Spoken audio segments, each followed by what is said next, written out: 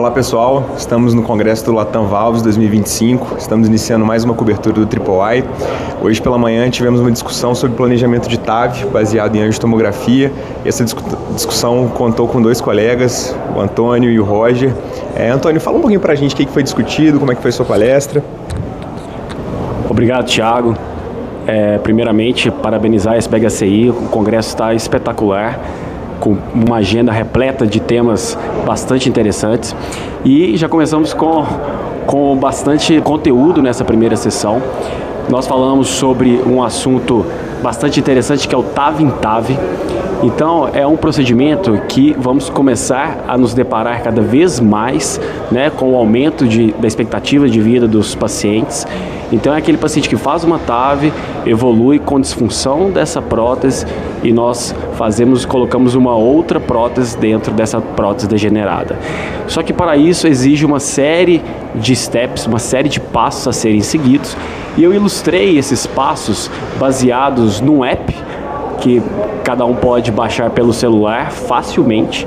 E a gente, através, claro, de informações do paciente, informações de uma tomografia pré-procedimento, nós vamos seguindo os passos que o app vai nos gerando e, com isso, facilmente chega num planejamento correto e adequado, tanto do procedimento quanto da escolha da nova prótese.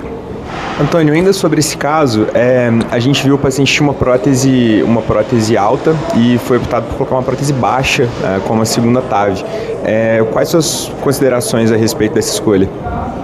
Perfeito, Thiago. Então, no nosso caso, o mecanismo principal era a regurgitação, ou seja, era o folheto, uma provável perfuração do folheto, e para evitar um gradiente excessivo ao final do procedimento, a gente, nesse caso, como o mecanismo era a regurgitação, a gente pode colocar essa prótese um pouco mais baixa, visando, objetivando um perfil hemodinâmico melhor.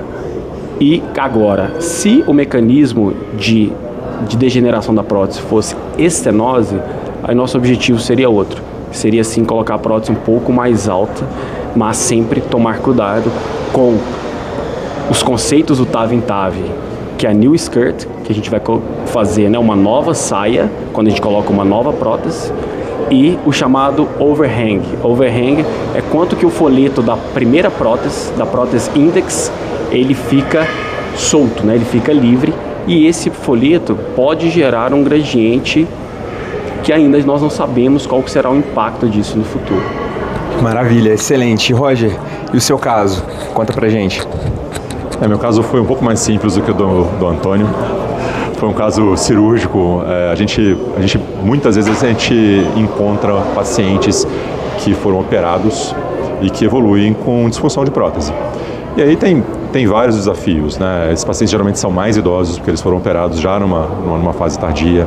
As próteses no passado, muitas vezes, eram muito pequenas, tinham o diâmetro interno da prótese é muito pequena, e isso limita muito a escolha da prótese de TAV, agora, atual, para a gente resolver o problema da disfunção. Então, o caso que nós fizemos foi justamente esse cenário, uma válvula index muito pequena, de 19 milímetros, com um diâmetro interno muito pequeno, de 14 milímetros, e que a gente tinha que encaixar ali uma válvula de 23 milímetros.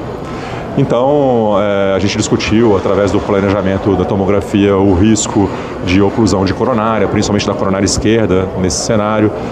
O risco também de mismatch, caso a válvula index do paciente a gente não conseguisse fraturar essa válvula. Então, foi uma discussão em torno disso. A gente optou por fazer uma técnica de basílica, que a gente rasgou o folheto da válvula index para tentar dar um acesso à coronária esquerda ali após o implante da válvula nova, e a gente fraturou essa válvula index com um balão não complacente, com alta pressão, para deixar com que a válvula nova consiga ficar mais expandida e com isso a gente conseguisse uma performance hemodinâmica melhor. Então foi uma discussão bem bacana, bem interessante. Tiveram algumas controvérsias, se fazia basílica, se não fazia basílica, se fazia fratura ou se não fazia fratura, mas eu acho que isso aí faz parte de toda a discussão, faz parte do desafio do planejamento do procedimento. Bacana. E chamou a atenção também, Roger, durante o procedimento vocês usaram um catéter de extensão para poder atingir a válvula, né? Teve uma dificuldade anatômica ali. Como é que vocês contornaram essa dificuldade? Você imagina, Thiago, uma válvula com um diâmetro interno de 14 milímetros, certo? A gente tinha que aterrissar um catéter em cima da cúspide esquerda do paciente.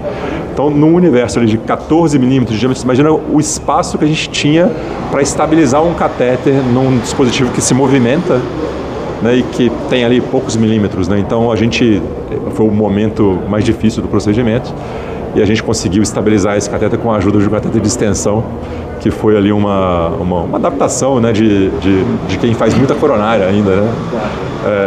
Mas deu certo, a gente conseguiu funcionar o folheto, laçar e fazer a basílica de forma adequada.